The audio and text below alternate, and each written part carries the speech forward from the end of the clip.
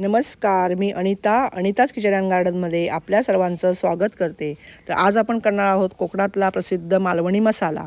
तर मी अंगणामध्ये मिरच्या वाळत घातलेल्या आहेत, देठ वगैरे काढलेले आहेत. तर आपण मिरच्या बघूया कोणत्या घेतलेल्या आहेत. त्या 2 किलो मिरच्या घेतलेल्या आहेत, त्याचं प्रमाण बघूया. तर ही 1 किलो बेडगी मिरची घेतलेली आहे आणि ही अर्धा किलो मी संकेश्वरी मिरची घेतली आहे. ही थोडी बारीक असते पण तिखट असते, आकाराने बारीक असते. आणि ही जी आहे काश्मीरी मिरची आहे, ही अर्धा किलो आहे. तर ही कलरसाठी घेतलेली आहे. तर आपण आता ह्या मिरच्या घेऊन किचनमध्ये जाऊया आणि थोडं आपण ते भाजणार आहोत. 2 किलो मिरचीसाठी मी हे साहित्य घेतलेलं आहे एवढं. तर हे आहे धणे. तर हे इंदुरी धणे आहेत, हिरवेगार रंगाचे धणे घ्यायचे, याला सुगंध छान असतो. तर हे आहेत पाव किलो धणे, 100 ग्रॅम खसखस, 100 ग्रॅम बडीशेप, 100 ग्रॅम जिरे, 50 ग्रॅम मसाला वेलची, 50 ग्रॅम काळी मिरी, 50 ग्रॅम शहाजिरे आणि हे आहे सगळे 30 ग्रॅम नागकेशर, 30 ग्रॅम रामपत्री, 30 ग्रॅम चक्रफूल, 30 ग्रॅम लवंग, 30 ग्रॅम तमालपत्र, 30 ग्रॅम हिरवी विलायची, 30 ग्रॅम दालचिनी, 30 ग्रॅम जायपत्री, 30 ग्रॅम त्रिफळं, 30 ग्रॅम हळकुंड, 3 जायफळं, 10 ग्रॅम मेथी दाणे आणि 30 ग्रॅम दगडफूल. आणि ही आहे मीठ पिशवी. तर 2 किलो मिरचीसाठी मी पाव किलो मीठ वापरणार आहे. चला आता गॅस ऑन करूया आणि कढईमध्ये मंद आचेवर हे मसाले भाजून घेऊया. तर 2 किलो मिरचीसाठी मी पाव किलो धने घेतलेले आहेत. तर हे असे मंद गॅसवर भाजायचे आहेत, जास्त करपवायचे नाही आहेत. तर आपण हे आता भाजून झालेले आहेत आपले धने पाव किलो. आणि हे आता तमालपत्र भाजून घेऊया. काही सुके मसालेच भाजायचे असतात, म्हणजे ते तेल वगैरे घालायचं नाही आहे. तर सुके जे भाजायचे आहेत मसाले कोरडे, ते मी पहिल्यांदा भाजून घेते. ते तमालपत्र देखील मी कापून घेतलं होतं चांगलं भाजण्यासाठी. आता हे आपलं दगडफूल आहे, दगडफूल देखील आता भाजून घेऊया. अगदी हलकं भाजायचं आहे, करपवायचं नाही आहे. कारण जर आपण ते भाजताना अगदी कच्चं ठेवलं तरी मसाले आपले चांगले वेळ सुगंध येणार नाही आहे. जास्त करपले तरी मसाल्याला करपलेला वास येईल. त्यामुळे अगदी घाई न करता अगदी सावकाश निवांतपणे हे मसाले भाजायचे आहेत. आपण जिरं आणि आता बडीशेप आहे, शहाजिरे आणि जिरे हे आपण एकत्र भाजतो आहोत. जे एकसारखे आकाराचे आहेत ते एकत्र भाजायचे आहेत. ते जिरे आणि शहाजिरे मी एकत्र भाजलं आहे. ही बडीशेप देखील घेतलेली आहे. शहाजिरे जिरे भाजून झालं आपलं. आता आपण बडीशेप भाजतो आहोत, ती देखील हलकी भाजली आहे. हे नागकेशर आपण घातलेलं आहे, काळी मिरी घातली आहे, हे लवंग घातली आहे. हे तिघांचे आकार सारखे आहेत, त्यामुळे हे एकत्र भाजले तरी चालतात.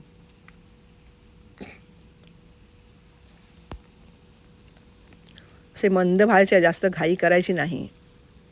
आणि ही जायफळ घेतली आहेत मी 3, ती देखील मी आता थोडीशी खलबत्त्यामध्ये फोडून घेते आहे.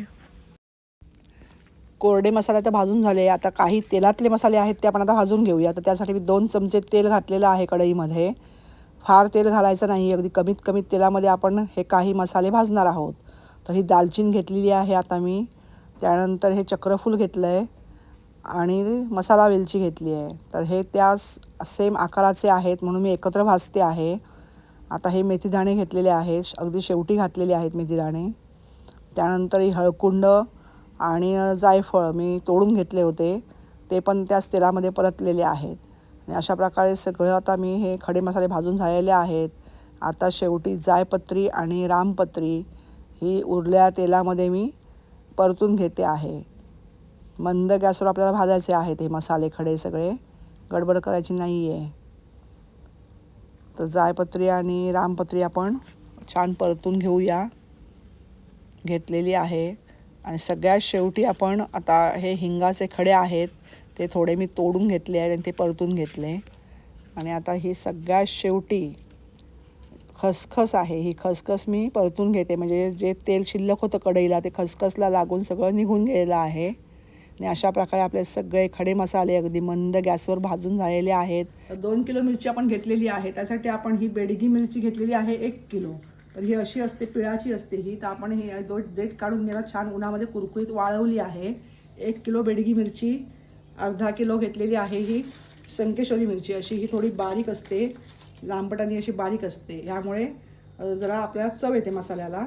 आणि ही असते कलरची मिरची. तर ही आहे आपली काश्मीरी मिरची. तर ही अशी बुटकी आणि थोडी जाड असते, याच्यामुळे रंग येतो. तर ही आहे अर्धा किलो. 1 किलो बेडगी मिरची, अर्धा किलो शंकेश्वरी मिरची आणि अर्धा किलो काश्मीरी मिरची. चला आता आपण गॅस ऑन केलेला आहे आणि आपण महत्त्वाच्या टप्प्याकडे पोचलेलो आहोत. तर आपण आता मिरच्या भाजून घेणार आहोत. अगदी मंद आचेवर आपल्याला ह्या मिरच्या भाजायच्या आहेत. तर थोड्या थोड्या प्रमाणात घेऊन मी ही मिरच्या आता भाजणार आहे. तर मिरच्या भाजताना भांड्यामध्ये थोडं थोडं 2-2 चमचे असं तेल घालायचं आहे, फार तेल घालायचं नाही. आणि मिरच्या उन्हामध्ये कडकडीत अगदी वाळलेल्या आहेत, अशा कुरकुरीत झालेल्या आहेत. कडकडीत उन्हात त्या वाळलेल्या आहेत आणि कुरकुरीत झालेल्या आहेत. त्यामुळे आपल्याला फार त्यांना भाजायचं नाही आहे. मंद आचेवर आपल्याला थोड्या हलक्या गरम करायच्या आहेत. त्याचं कारण का करायच्या गरम, तर त्यामुळे मसाला आपला फार दिवस टिकतो, अळ्या वगैरे लागत नाहीत त्याला. म्हणून त्या आपण मंद गॅसवर थोडं परतून घ्यायच्या असतात.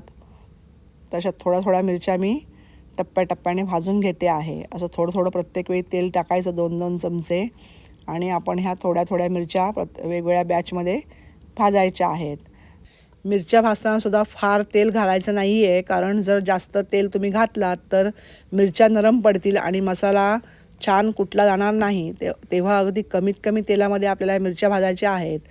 मसाला उत्तम चवीचा होण्यासाठी आपल्याला फार काही करायचं नसतं, फक्त काही गोष्टींची काळजी घ्यायची असते. ते म्हणजे तुमची मसाला ज्यावेळी तुम्ही करता त्यावेळी मिरच्यांची निवड जी करायची असते ती चांगल्या प्रकारच्या मिरच्या घ्यायच्या आहेत. खडे मसालेसुद्धा उत्तम प्रकारचे घ्यायचे आहेत. त्यांचं योग्य प्रमाण, ज्या तुम्ही मिरच्या वापरणार आहात त्यांचं प्रमाण, खडे मसाल्यांचं प्रमाण हे तुमचं जर अगदी योग्य असेल तर मसाला हा उत्तम चवीचाच होणार आहे.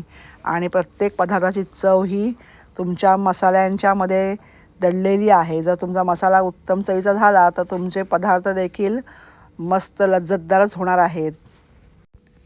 योग्य प्रमाण घेऊन उत्तम चवीचा मसाला बनवणं हे प्रत्येक गृहिणीचं कौशल्य असतं.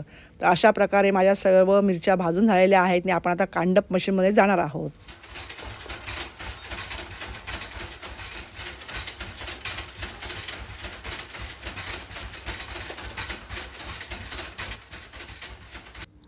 चला आता आपण घरी आलेलो आहोत मसाला घेऊन.